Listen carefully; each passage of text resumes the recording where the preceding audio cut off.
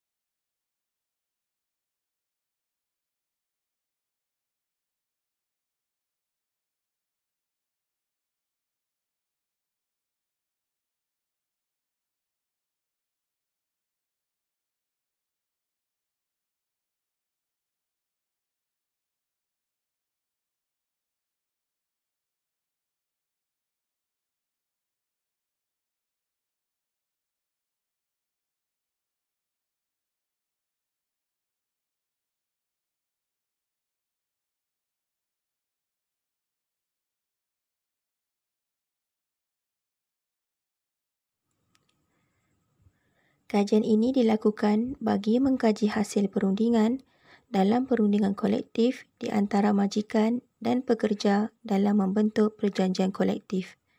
Terdapat dua perundingan yang dibincangkan dalam jurnal, iaitu perundingan tradisional atau dipanggil perundingan distributif dan juga interest-based bargaining atau turut dipanggil perundingan integratif.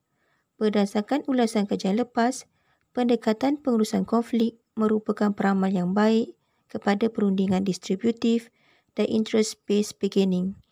Kajian telah menggunakan borang soal selidik. Sebanyak 6 kesatuan sekerja dan pemimpin kesatuan yang dipilih sebagai responden kerana mereka adalah individu yang terlibat secara langsung dalam perunding kolektif dan seramai 48 responden sahaja yang melakukan kajian ini.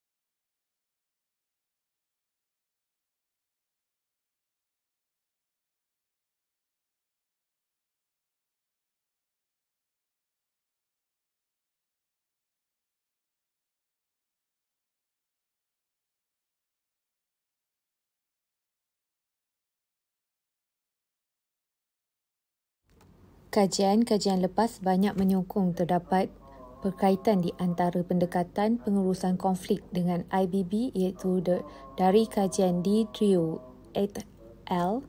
2001 yang menyatakan pendekatan pengurusan konflik dalam kumpulan berunding merupakan indikator yang baik.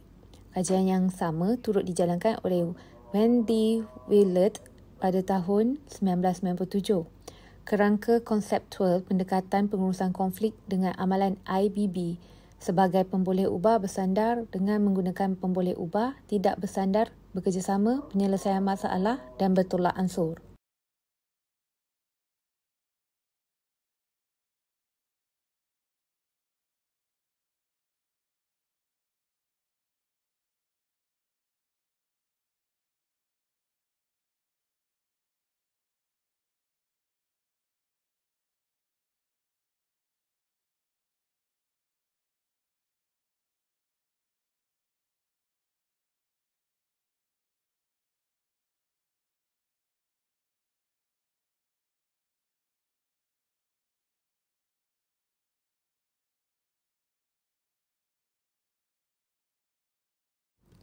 Kajian ini dibuat bagi mengenal pasti hubungan di antara pemboleh ubah pendekatan pengurusan konflik iaitu pendekatan bekerjasama, penyelesaian masalah dan tolak ansur dengan amalan IBB. Hipotesis kajian yang pertama, pendekatan pengurusan konflik dengan pendekatan bekerjasama mempunyai hubungan yang signifikan dengan amalan IBB. Yang kedua, pendekatan pengurusan konflik dengan pendekatan penyelesaian masalah mempunyai hubungan yang signifikan dengan amalan IBB. Dan yang terakhir, pendekatan pengurusan konflik dengan pendekatan bertolak ansur mempunyai hubungan yang signifikan dengan amalan IBB.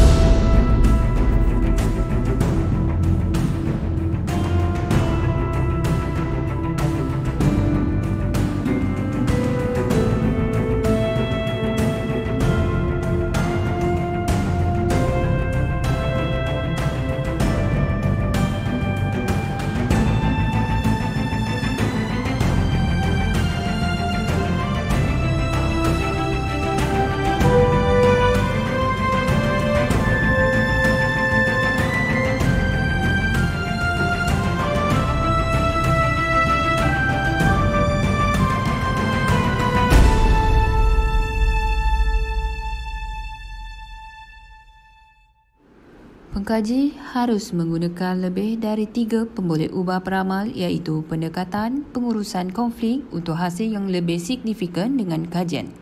Hanya pendekatan bertolak ansur yang lebih signifikan, kajian harus lebih meluas dan tambah sampel 48 orang adalah kurang untuk hasil yang lebih signifikan. Pihak majikan dan pemimpin harus lebih amalkan kerjasama agar hubungan keduanya damai dan hakis perbezaan mereka untuk pastikan kerjasama mudah dijalin. Bertolak ansur menjadi peramal utama berbanding pendekatan penyelesaian masalah dan bekerjasama dalam kajian ini. Tolak ansur mengambil berat akan kepentingan diri sendiri dan kepentingan pihak lain. Di Sabah, majikan dan pemimpin kesatuan boleh duduk di meja runding dan bertolak ansur demi kepentingan masing-masing dan boleh mencapai persetujuan bersama. Sifat kebanyakan orang Sabah adalah bertolak ansur disebabkan kerukunan hidup dan kepelbagaian bangsa dan agama.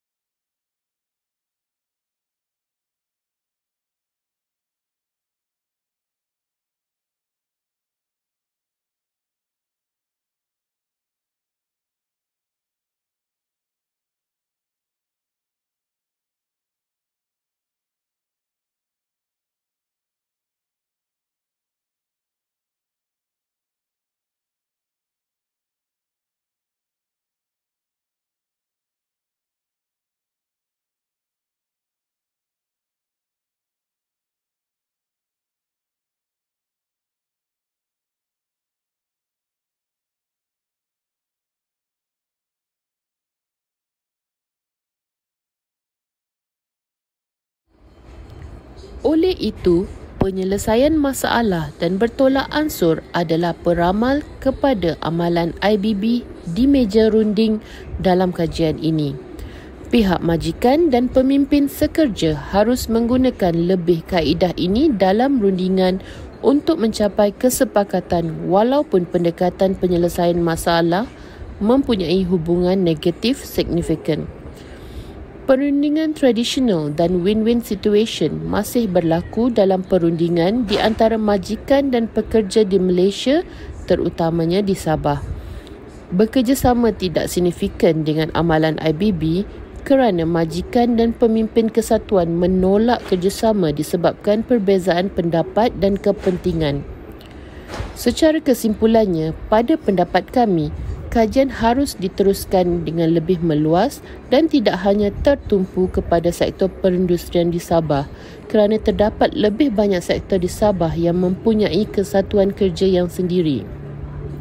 Semakin ramai responden, semakin pelbagai pendapat dan hasil kajian ini.